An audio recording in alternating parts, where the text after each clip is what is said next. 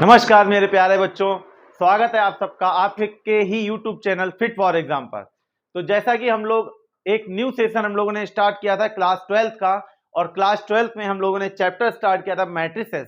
ठीक है, मैंने बता दिया था कितने चैप्टर हैं फर्स्ट बुक में और सेकेंड बुक में कितने चैप्टर हैं, हम लोगों को किस तरीके से पढ़ना है, सारा मैंने मतलब सारी चीजें डिस्कस कर ली थी। तो हम लोग स्टार्ट कर चुके थे लास्ट वीडियो से अपना एक chapter matrices.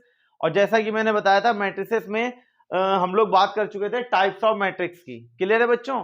Types of matrix, I think मुझे पता है आप लोगों ने वीडियो देखी होगी, और उस पूरी वीडियो को आप अगर देखेंगे तो उस वीडियो में जितनी भी चीज मैंने क्लियर की है वो चीजें आपको बहुत अच्छे से समझ में आएंगी। और आज हम लोग पढ़ेंगे टाइप्स ऑफ मैट्रिक्स के बाद हम लोग मैट्रिक्स की कुछ दो तीन चीजें इंपॉर्टेंट हैं वो हम लोग पढ़ेंगे, उसके बाद हम लोग क्वेश्चन स्टार्ट करने वाले हैं। ठीक है बच्चों? तो बच्चों आज हम लोग जो पढ़ने जा रहे हैं, आज बच्चों जो चीज हम पढ़ने जा रहे हैं वो बहुत ही इंपॉर्टेंट है। और मैट्रिक्स डिटर्मिनेंट्स दो ऐसे टॉपिक हैं जो आपको एकेडमी के साथ साथ कॉम्पिटेटिव में भी मिलते हैं। ठीक है, तो चलिए हम लोग बिना किसी बात के ना देरी करते हुए हम लोग स्टार्ट करते हैं अपना टॉपिक मैट्रिक्स। और मैट्रिक्स में हम लोग आज पढ़ने वाले हैं, उसका जो नेम है वो हम लोग बोलेंगे ट्रांसपोज ऑफ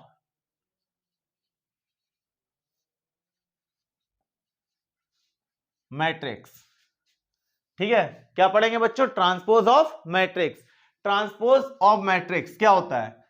अगर कोई भी हम लोगों के पास मैट्रिक्स गिवन है 2 3 4 5 6 7 1 2 1 3 2, ये हम लोगों की एक नॉर्मल सी मैट्रिक्स है 3x3 ऑर्डर की। ऑर्डर कितना है इसका? 3x3। अब हम लोग कहेंगे इसका ट्रांसपोज बच्चों कैसे निकालेंगे। अगर पूछ लेता है एग्जाम में कि इसका ट्रांसपोज फाइंड करना, तो ट्रांसपोज हम लोग कैसे निकालेंगे? बहुत ही ज्यादा इजी है। ट्रांसपोज को हम लोग ए के ऊपर डैश लगाएंगे, वो हम लोग ट्रांसपोज का रिप्रेजेंटेशन है। और दूसरा जो हम लोग है ऐसे भी लिख सकते हैं। ठीक है, ए के साथ हम लोग ऊपर टी भी लिखते हैं, इसका मतलब ट्रांसपोज ऑफ ए, या हम लोग ए डैश से शो करते हैं, वो भी उसका मीनिंग भी यही होता है ट्रांसपोज ऑफ ए। तो कैसे निकालते हैं ट्रांसपोज? करना क्या होता है बच्चों? ट्रांसपोज में कुछ भी नहीं, ट्रांसपोज में केवल रो और कॉलम को इंटरचेंज करते हैं। जो हम लोगों को अभी रो दिख रहा है ना इसमें, वही हम लोग कॉलम में कन्वर्ट कर देंगे, और जो कॉलम है वो ऑटोमेटिक रो में कन्वर्ट हो जाएंगे। जैसे कि हम लोग का फर्स्ट रो क्या है 2 3 4, तो इस फर्स्ट रो को हम लोग फर्स्ट कॉलम में कन्वर्ट कर देंगे। ये 2 3 4 ऐसे ना लिखकर हम लोग वर्टिकल में लिखेंगे 2 3 4। क्लियर है? सेकेंड रो हमारा है 5 6 7, ये सेकेंड कॉलम बनेगा 5 6 7। थर्ड रो हमारा है 1 3 2, ये जाएगा 1 3 2। ये हमारा हो गया सिंपल सा transpose of matrix. I think बहुत अच्छे से समझ में आया होगा ट्रांसपोज ऑफ मैट्रिक्स। ठीक है, बहुत इजी टॉपिक है। इसी ट्रांसपोज से रिलेटेड दो तीन थ्योरम्स हैं, ठीक है, वो मैं आपको बताऊंगा अभी। तो ये हमारा जो ट्रांसपोज ऑफ मैट्रिक्स है आपको अच्छे से क्लियर हो गया होगा। एक और हम लोग एग्जाम्पल लेते हैं 2 3 4 1 3 6। ठीक है, इसका ऑर्डर क्या है? इसका ऑर्डर है 2/3। इस मैट्रिक्स का ऑर्डर जो है 2/3। क्यों? क्योंकि इसमें 2 रोज हैं और कॉलम कितने हैं 1 2 3, तो ऑर्डर क्या हो जाएगा 2/3। अब इसका हम लोगों को ट्रांसपोज निकालना है, ट्रांसपोज ऑफ ए। अब बच्चों देखो सिंपल सी बात है, जब हम रो को कॉलम में चेंज करेंगे और कॉलम को रो में करेंगे, तो सिंपल सी बात यह है कि इसका ऑर्डर ऑटोमेटिक क्या हो जाएगा? चेंज हो जाएगा। रो कितने हैं 2, तो जब रो को कॉलम में कन्वर्ट करेंगे तो कॉलम कितने हो जाएंगे 2, और जो कॉलम है वो कितना हो जाएगा? रो। तो 2/3 का ऑर्डर चेंज होके हो जाएगा 3/2। कैसे? 2 3 4 2 3 4 1 3 6 1 3 6, ये हमारा हो जाएगा ट्रांसपोज ऑफ मैट्रिक्स। ऑर्डर 2/3, इसका ऑर्डर 3/2। क्लियर है? आई थिंक बहुत अच्छे से क्लियर हो गया होगा बच्चों आपको। तो मेरे प्यारे बच्चों लगे रहिए एकदम बढ़िया सा ब्रीज सर के साथ, और साथ दीजिए, कॉन्सेप्ट आपका पूरा का पूरा क्लियर हो जाएगा। ट्रांसपोज हम लोगों का हो चुका है। अब हम लोग ट्रांसपोज से रिलेटेड कुछ आइडेंटिटीज हैं वो पढ़ेंगे। सबसे पहली एक नेम आता है हमारे पास सिमेट्रिक मैट्रिक्स। सबसे पहले हमारे पास एक नेम आता है सिमेट्रिक मैट्रिक्स। तो सिमेट्रिक मैट्रिक्स किस टाइप की मैट्रिक्स होती है? कोई भी मैट्रिक्स बच्चों अपने ही ट्रांसपोज के अगर इक्वल है, कोई भी मैट्रिक्स अपने ही ट्रांसपोज मैट्रिक्स की अगर इक्वल आ रही है तो वो मैट्रिक्स हमारी कैसी होगी, सिमेट्रिक मैट्रिक्स। ठीक है, सिमेट्रिक मैट्रिक्स होगी। ए सपोज दैट हमारे पास एक मैट्रिक्स है 2 3 3 4, ठीक है, ये हमारे पास मैट्रिक्स है 2 3 3 4। अब हम लोग इसका क्या करेंगे, इसका हम लोग ट्रांसपोज निकालेंगे। तो जब ट्रांसपोज निकालने वाले हैं तो क्या हो जाएगा, ये जो रो है हमारे पास 2 3 ये कॉलम में कन्वर्ट हो जाएगा, और ये 3 4 सेकेंड रो है, ये सेकेंड कॉलम बन जाएगा। बताओ बच्चों जरा देखकर ध्यान से, क्या ये दोनों सेम है ना, बिल्कुल, क्योंकि यहाँ पर 2 3 यहाँ पर भी है, 2 3 हमारा हमने चेंज भी किया, बट 2 3 अभी भी क्या है, सेम है। तो कुछ इस टाइप से एलिमेंट्स का अरेंजमेंट इसमें होगा जिससे इसको अगर हम रो कॉलम इंटरचेंज करेंगे तो भी ये टोटल चेंजेस इसमें कुछ भी नहीं आएगा। a equals to a dash. इस टाइप की मैट्रिक्स हमारी कैसी होती है, इस टाइप की मैट्रिक्स हमारी होती है सिमेट्रिक मैट्रिक्स। क्लियर है ना, तो ये हमारी सिमेट्रिक मैट्रिक्स हो जाएगी। और मैं एक बात आपको बता दूं, सिमेट्रिक ये बहुत छोटी सी बात है बट याद रखने वाली है, सिमेट्रिक मैट्रिक्स हमेशा जो है वो स्क्वायर में ही क्लियर हो पाएगी। जैसे क्योंकि सिमेट्रिक मैट्रिक्स वही होगी जो स्क्वायर मैट्रिक्स है, रेक्टेंगल मैट्रिक्स आपकी सिमेट्रिक मैट्रिक्स नहीं होगी। क्यों, इसका भी मैं रीजन बताऊं आपको। 2 3 4 1 3 6 एक ही हमारी मैट्रिक्स है, इसका हम लोग क्या करेंगे, ट्रांसपोज निकालते हैं। ठीक है, और अगर हम कैसे भी किसी भी टाइप से इसके एलिमेंट्स को अरेंज कर लें बट ये कभी भी सिमेट्रिक मैट्रिक्स नहीं बनेगी। क्यों नहीं बनेगी, क्योंकि इसका जो रो है हमारा 2 3 4 जब हम कॉलम में कन्वर्ट करेंगे तो पहली सबसे फर्स्ट प्रायोरिटी सबसे पहली बात यह है कि इसका ऑर्डर चेंज हो जाएगा, और किसी भी मैट्रिक्स से जब ऑर्डर चेंज हो जाएगा तो वो आपस में कभी भी इक्वल नहीं हो सकती हैं। ये बहुत ही मेन पॉइंट है याद रखने वाला। ठीक है, symmetric matrix is always an square matrix. Clear है, सिमेट्रिक मैट्रिक्स हमारी जो है हमेशा कैसी होगी, स्क्वायर फॉर्म में होगी, वो कभी भी रेक्टेंगुलर फॉर्म में नहीं होगी। क्लियर है, तो ये चीजें मैं जो मोटी मोटी बातें बताता हूं बच्चों, ये आप अगर अपनी नोटबुक में कहीं एक नोटबुक लेकर बैठे उस पर नोट भी कर सकते हैं। ठीक है, क्योंकि ये बातें बहुत इंपॉर्टेंट होंगी, और ये जैसा कि आप लोगों ने क्लास 12th में पूछिएगा, जो बच्चों ने 12th का एग्जाम दिया है उनसे आप पूछिएगा, ये जो ऑब्जेक्टिव क्वेश्चंस बनाते हैं ना, ये 20 ऑब्जेक्टिव क्वेश्चंस जो बनाते हैं वो इन छोटे छोटे कॉन्सेप्ट से ही निकालकर क्वेश्चंस बनाते हैं, जिससे ये होता है ना, बच्चों का अगर कॉन्सेप्ट क्लियर नहीं होगा तो बच्चे उसमें कंफ्यूज होते हैं और 100% कंफ्यूज रहते हैं। फिर वो क्या करेंगे, 4 ऑप्शन होंगे, फिर वो ये देखेंगे कि सबसे क्लोज ऑप्शन कौन सा है, ऐसा कौन सा ऑप्शन है जो उन्होंने सबसे ज्यादा बार पढ़ा होगा। ये देखिए, ये मैं बहुत एक इंपॉर्टेंट बात बता रहा हूं, अगर आपके पास कोई आपके कॉपी में आपके पेपर में कोई भी एमसीक्यूज आता है, उस एमसीक्यूज में अगर आप ऑप्शन 4 हैं आपके पास, आपको आंसर नहीं पता है, तो आप उसमें टिक पता कौन सा करेंगे, आप उसमें वही आंसर टिक करेंगे जो आंसर आपने ज्यादा से ज्यादा बार कहीं ना कहीं रीड किया होगा, भले ही वो गलत हो, लेकिन आप टिक उसी पर ही लगाएंगे, क्योंकि वो आपका जो है ना वो जाना पहचाना है। ठीक है, उससे आपका लगाव हो गया, इसलिए आप वही टिक करेंगे।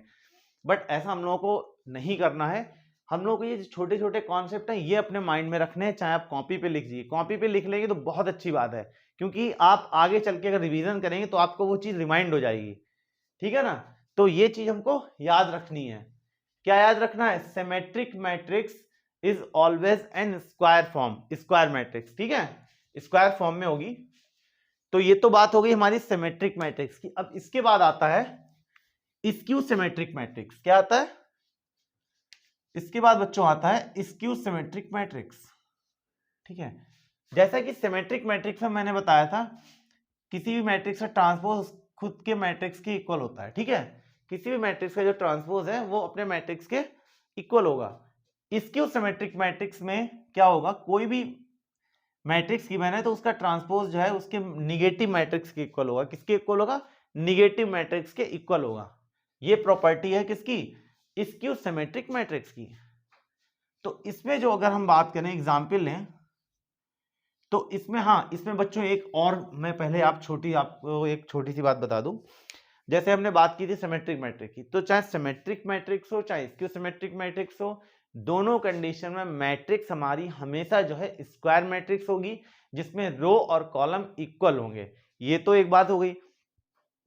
सेकेंड बात, अगर हम स्क्यू सिमेट्रिक मैट्रिक्स की बात कर रहे हैं, अगर हम पढ़ रहे हैं स्क्यू सिमेट्रिक मैट्रिक्स, तो स्क्यू सिमेट्रिक मैट्रिक्स में सबसे मेन पॉइंट ये है कि इसके जो डायगोनल मैट्रिक्स हैं वो डायगोनल एलिमेंट जो हैं वो हमेशा क्या रहेंगे, जीरो रहेंगे। ठीक है, diagonal elements of a skew symmetric matrix is always zero.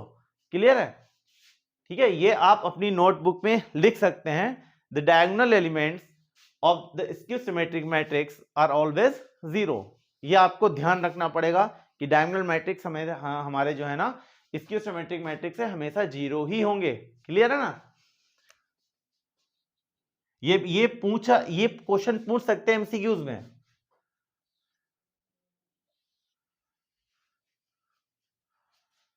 तो यहां पर अगर हम लोग स्क्यू सिमेट्रिक मैट्रिक्स बनाएंगे तो डायगोनल तो ऑलवेज हमारे जीरो ही होने वाले हैं। अब यहां पर हम लोग लिख लें 4 - 4। ये बच्चों हमारी हो गई स्क्यू सिमेट्रिक मैट्रिक्स। अब अभी कैसे पता लगेगा स्क्यू सिमेट्रिक है? हम लोग इसका ट्रांसपोज निकालेंगे। क्या निकालेंगे? ट्रांसपोज।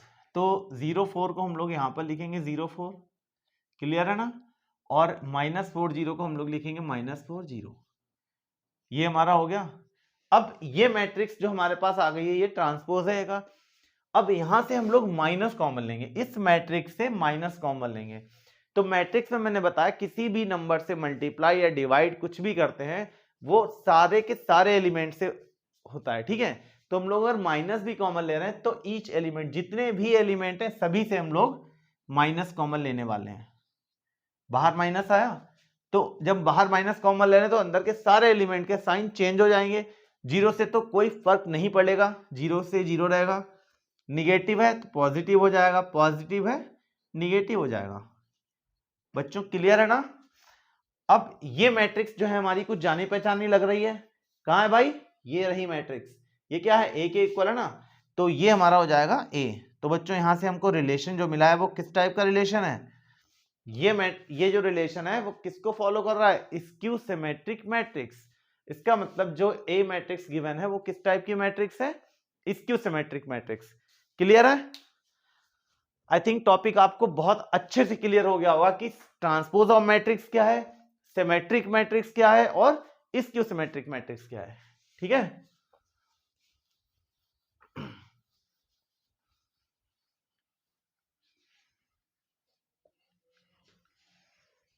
इसके बाद एक छोटी सी थ्योरम है, हालांकि वो थ्योरम है बट थ्योरम उसी थ्योरम पे बेस्ड हमसे क्वेश्चन पूछा जाएगा और ये कम से कम कुछ नहीं तो 3 मार्क्स में आने वाला है।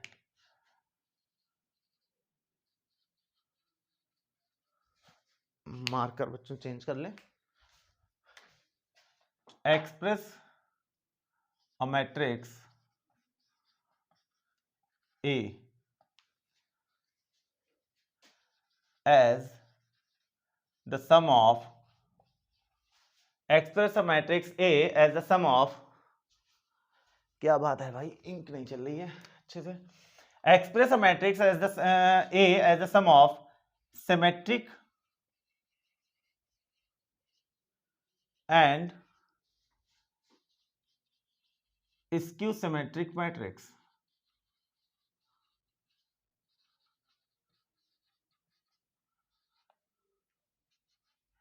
ये हमारा एक छोटा सा स्टेटमेंट है। इस टाइप के स्टेटमेंट पर क्वेश्चन बनेगा और आपके एनसीईआरटी के एग्जाम्पल में भी दिया है और एक्सरसाइज में भी ऐसे 3 से 4 क्वेश्चन दिए हैं। Express a matrix A as, एक मैट्रिक्स ए गिवन होगी, उस मैट्रिक्स ए को हमें एक्सप्रेस करना है किस फॉर्म में?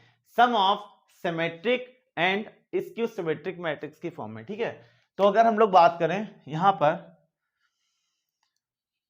ए प्लस ए डैश, ठीक है, ये बच्चों हम आपको स्टेटमेंट के अकॉर्डिंग थोड़ा सा बता रहे हैं ना, तो ये आपको याद रखना है कि एक हमको लेना है half of A plus A dash और एक हमको क्यू की फॉर्म में लेना है half of A minus A dash. ये आपका हो जाएगा sum of symmetric matrix, sum of skew symmetric matrix.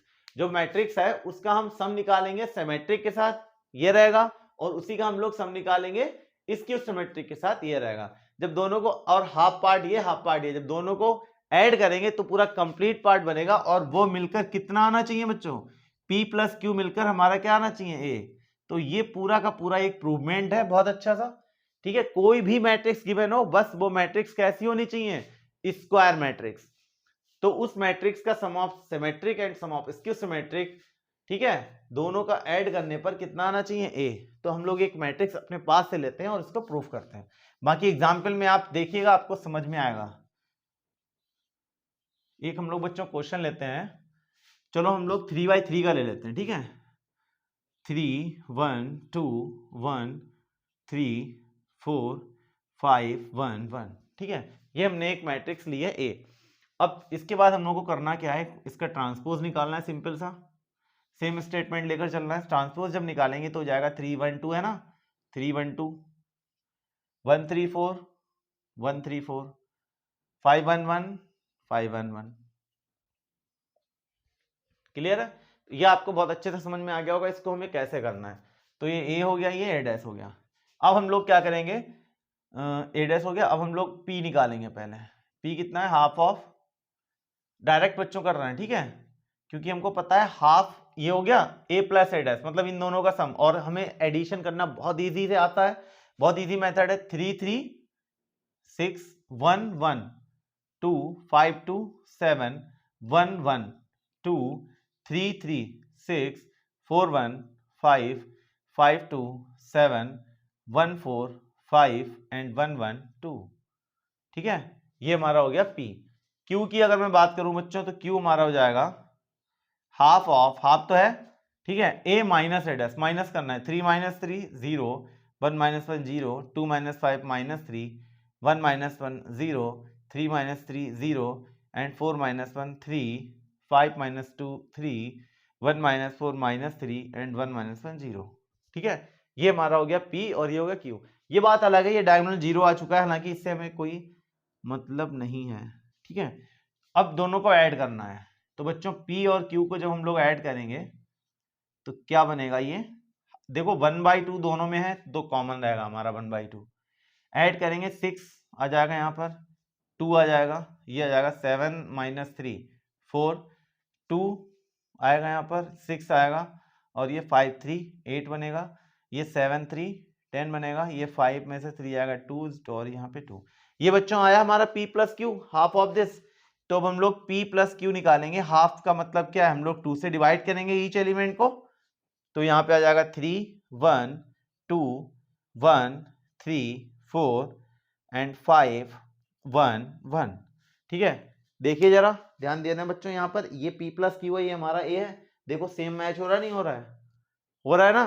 तो यहाँ से क्या प्रूव हो गया, यहाँ से प्रूव हो गया कि P प्लस क्यू जो है वो किसके इक्वल होने वाला है, ए के इक्वल। ये एक मजेदार सा क्वेश्चन था, बहुत ही इंटरेस्टिंग, मजा आ जाएगा इसको लगाएंगे। और इसी टाइप के प्रैक्टिस करने के लिए आपके पास एनसीईआरटी में कम से कम 7 से 8 क्वेश्चन है। आप लोग सारे के सारे क्वेश्चन आज रात में ही, या आप जब आपके पास टाइम हो 1-2 दिन के अंदर ये सारे प्रैक्टिस कर लीजिए, तो आपका मैट्रिक्स हवा हो जाएगा बच्चों, चैप्टर हवा हो जाएगा। ठीक है, एकदम मजा आ जाएगा आपको कि हाँ जो है विनीत सर ने कुछ पढ़ाया है। और ऐसे ही हम लोग इंटरेस्ट के साथ अगर पढ़ते रहेंगे ना, तो बच्चों सिलेबस ऐसे पूरा हो जाएगा और हम लोगों को पता भी नहीं लगेगा। तो ये तो हो गया मैट्रिक्स। अभी हम लोग एक छोटी सी चीज थी जो हम लोग पढ़नी चाहिए थी थोड़ा सा पहले, लेकिन कोई बात नहीं, अभी तो हम लोग कॉन्सेप्ट ही चल रहा है ना, मैट्रिक्स का मल्टीप्लीकेशन। ठीक है, देखो एडिशन बच्चों हम लोग बहुत इजीली सीख सकते हैं, और मैंने मल्टीप्लीकेशन आपको आई थिंक यहां पर a प्लस बी अगर हम लोग बात करें, ये चीज मैंने आई थिंक आपको बताई थी लास्ट वीडियो में। ठीक है, अगर हम लोग इसका एडिशन करेंगे, ये अगर ऐड कर रहे हैं तो बच्चों ऐड कैसे करेंगे, ऐड करना मैं आपको रफली बता रहा हूं, बहुत इजी है। यहां पर 2 1 3 4 2 1 5 2 1, ठीक है, और यहां पर 3 1 1 2 4 4 2 6 1, ये 2 मैट्रिक्स है। इन दोनों को हमें ऐड करना है। तो बच्चों ऐड करना बहुत बहुत इजी है, चाहे ऐड करना हो चाहे माइनस करना हो, सबसे सिंपल है, कुछ नहीं करना है, सिंगल जो एलिमेंट जिसकी प्लेस पर जो एलिमेंट रखा हुआ है उनको ऐड करना है। 2 + 3 को ऐड करेंगे 5, 1 + 1 2, 3 + 1 4 + 2 6, 2 + 4 6, 4 + 1 5 5 to 7, 6 to 8, 1 1 2। कैसा लगा बच्चों? है ना बहुत इजी? ये बहुत इजी है। एडिशन और सब्ट्रैक्शन भी ऐसे ही होगा। तो आई थिंक ये हमको ज्यादा डीपली जाने की जरूरत नहीं है इसमें। क्लियर है ना? अब हम लोग पढ़ेंगे मल्टीप्लीकेशन। मल्टीप्लीकेशन में थोड़ा सा ध्यान रखना होगा हम लोगों को। एक बार ध्यान से देखिएगा। 3/3 का ही बताते हैं हम लोग। 3 2 1 2 1 3 1 3 2। और बी मैट्रिक्स हमारी यहाँ पे कोई भी लेट करते हैं। 1 1 3 4 5 7 2 4 1। क्लियर है ना? अब इसकी मल्टीप्लाई करने जा रहे हैं हम लोग। तो मल्टीप्लाई में ध्यान दीजिएगा, बहुत इजी है, बस कंफ्यूजन नहीं होना चाहिए कोई भी। ठीक है? बस थोड़ा एकदम इंटरेस्ट के साथ देखिएगा क्या करना है मल्टीप्लाई में हम लोगों को। कुछ नहीं करना है, रो टू कॉलम मल्टीप्लाई होती है। ठीक है? ये जो फर्स्ट वाला रो है इसकी मल्टीप्लाई होगी फर्स्ट वाले कॉलम से, और हर एक एलिमेंट की होगी। जैसे फर्स्ट वाले रो में 3 एलिमेंट हैं, कॉलम में भी कितने हैं? 3 ही एलिमेंट हैं। तो मल्टीप्लाई कराएंगे। 3 की 1 से होगी 3, फिर सेकेंड वाले की सेकेंड से। 2 4 जा 8, 1 2 जा 2। इसका सम कितना हुआ? 13। पहला एलिमेंट हमारा क्या आया? 13। अब हम लोग बात करेंगे फर्स्ट रो की। फर्स्ट कॉलम से हो गई, फर्स्ट रो की सेकेंड कॉलम से। 3 1 जा 3, 2 5 जा 10 एंड 4 1 जा 4। ये आ जाएगा आपका 17। क्लियर है? कॉन्सेप्ट को समझना बहुत ज्यादा इजी है ये, बस कंफ्यूजन नहीं होना चाहिए। और इसके क्वेश्चंस अभी आपको भले ही थोड़ा सा कंफ्यूजन लग रहा हो, लेकिन इसके अगर मैं गारंटी दे रहा हूं बच्चों, अगर इसके आपने 7 से 8 क्वेश्चन की मल्टीप्लाई की है ना, तो क्वेश्चंस ऐसे प्रैक्टिस होगी, फिर आपको ये ऐड करने वाला जो मैं सिस्टम बता रहा हूं इसकी भी जरूरत नहीं होगी। डायरेक्ट मल्टीप्लाई की ऐड किया, आप डायरेक्ट यहाँ पे एलिमेंट लिखेंगे। जैसे कि मैं बताऊं, यहाँ पर इसकी मल्टीप्लाई करनी है थर्ड वाले कॉलम से। 3 3 जा 9, 7 2 जा 14, 49 आपका 23, 1 1 जा 1, 23 और 1 30, इस टाइप से। ठीक है? अब फर्स्ट रो की फर्स्ट कॉलम से हो गई, लिख दिया। फर्स्ट रो की सेकेंड कॉलम से एलिमेंट हो गया। फर्स्ट रो की थर्ड कॉलम से यहां पर हो गया। अब फर्स्ट रो की तीनों से हो गई ना, अब हम लोग सेकेंड रो पे आएंगे। सेकेंड रो की फर्स्ट कॉलम से 2 1 जा 2, 2 आया, 4 1 जा 4, 4 2 6, 3 2 जा 6, 6 6 12। क्लियर है? अब सेकेंड की सेकेंड से 2 1 जा 2, 5 1 जा 5 एंड 3 4 जा 12। तो 12 पर 17, 5 to 7 19 आएगा बच्चों। सेकेंड रो थर्ड कॉलम 2 3 जा 6, 7 1 जा 7, 3 1 जा 3, 7 3 10 16, 1 3 4 जा 12 एंड 2 4 जा 2 2 जा 4। ये आ जाएगा 17।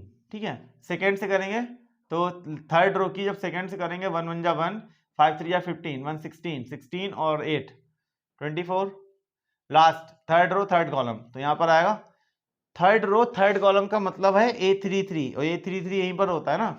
3 1 जा 3, 7 3 जा 21, 21 3 24, 24 प्लस 2 26। ये बच्चों आया है हमारा मल्टीप्लीकेशन। क्या आया? ये AB। क्लियर है? आई थिंक बहुत अच्छे से मल्टीप्लीकेशन क्लियर हुआ होगा, और आप फटाफट जाकर वीडियो देखकर पूरी वीडियो कंप्लीट देखिएगा। जितने भी टॉपिक मैं बता रहा हूं इस पे बेस्ड जितने क्वेश्चंस है आप प्रैक्टिस करना। ठीक है? ऐसे यूं चुटकियों में बच्चों क्वेश्चंस लगने वाले हैं, क्योंकि क्वेश्चंस में कुछ नहीं है। ए बी हो गया। हाँ, एक चीज और, इसकी छोटी सी 2-3 प्रॉपर्टीज हैं, वो देख लो। मल्टीप्लीकेशन एडिशन में तो कोई प्रॉब्लम नहीं है, चाहे हम a प्लस बी कर लें चाहे b प्लस ए कर लें। जो हमारा कॉम्यूटेटिव लॉ होता है वो सेटिस्फाई करता है एडिशन और सब्ट्रैक्शन को। बस एक बात याद रखना, मल्टीप्लीकेशन में ये आपको रूल नहीं फॉलो करेगा, क्योंकि ए बी जो है वो नॉट इक्वल्स टू होता है बी ए। क्लियर है? A B not equals to B A B और बी ए की मल्टीप्लीकेशन इक्वल नहीं होगी, ये ध्यान रखने वाली बात है। ठीक है? और ऑर्डर भी हमको पता है कि ए बी अगर हम दो मैट्रिक्स की मल्टीप्लाई कराते हैं, तो मैंने लास्ट वीडियो में बताया है हमें ऑर्डर का बहुत ध्यान रखना पड़ेगा मल्टीप्लीकेशन में। एडिशन और सब्ट्रैक्शन में तो ऑर्डर बिल्कुल सेम होना चाहिए, बट अगर मैं मल्टीप्लीकेशन की बात करूं तो मल्टीप्लीकेशन में ऑर्डर का हम लोग कॉम्बिनेशन देखते हैं बच्चों। क्या होता है? जैसे एक मैट्रिक्स ए है एक बी है, ठीक है, ए का ऑर्डर हमारा अगर है, एक ए मैट्रिक्स जो है वो इस रो मैट्रिक्स है, 3 एलिमेंट हमारे लिखे हुए हैं, कैसी मैट्रिक्स है, रो मैट्रिक्स, ये हम लोगों ने पढ़ा है टाइप्स ऑफ मैट्रिक्स में। और बी हमारे पास है कॉलम मैट्रिक्स, इसमें भी हमारे कितने एलिमेंट है बच्चों, इसमें हमारे 3 एलिमेंट हैं। अब अगर हम इन दोनों की कराते हैं मल्टीप्लाई, तो यहां पर ऑर्डर क्या रहेगा 1:3, और यहां पर ऑर्डर रहेगा हमारा 3:1। तो अब हम लोगों के पास अगर हम ए और बी की मल्टीप्लाई करा रहे हैं, तो ए का ऑर्डर है 1:3, ऐसे लिखते हैं थोड़ा सा इस बड़ा सा, इसका ऑर्डर है 1:3, इसका ऑर्डर है 3:1, ठीक है, ये आ रहा है। तो बच्चों यहां पर देखने वाली बात यह है कि पहले तो हमें ये चेक करना पड़ेगा, ऑर्डर को देखकर ही हम लोग ये आइडिया लगाएंगे कि इन दोनों मैट्रिक्स की मल्टीप्लाई होगी भी या नहीं होगी। ये कैसे पता करेंगे, ये ऑर्डर को ही देखकर पता करते हैं। तो अगर किसी भी मैट्रिक्स में, ठीक है बच्चों, किसी भी मैट्रिक्स में अगर ये और ये चीज सेम है, ठीक है, फर्स्ट वाले का कॉलम, लिख लेना बात मेरी, फर्स्ट वाले मैट्रिक्स का कॉलम और सेकेंड वाली मैट्रिक्स का रो अगर आपस में इक्वल है, तो इस कंडीशन में हमारी ए और बी की मल्टीप्लिकेशन पॉसिबल है, ठीक है। फर्स्ट वाली मैट्रिक्स का कॉलम सेकेंड वाले का रो अगर इक्वल है, तो इस कंडीशन में दोनों मैट्रिक्स की जो मल्टीप्लिकेशन है वो पॉसिबल है, अदरवाइज पॉसिबल नहीं है। ये दोनों क्या होने चाहिए, इक्वल, ठीक है, ठीक है, ये तो पॉसिबिलिटी हो गई मल्टीप्लिकेशन की। अगर मैं बात करूं इनकी मल्टीप्लाई करने के बाद जो मैट्रिक्स, न्यू मैट्रिक्स आएगी, उसका ऑर्डर क्या होगा, तो उसका ऑर्डर जो है वो ये होगा, जो इनका ऑर्डर होगा, इनका ऑर्डर क्या होगा 1/1 का होगा ना।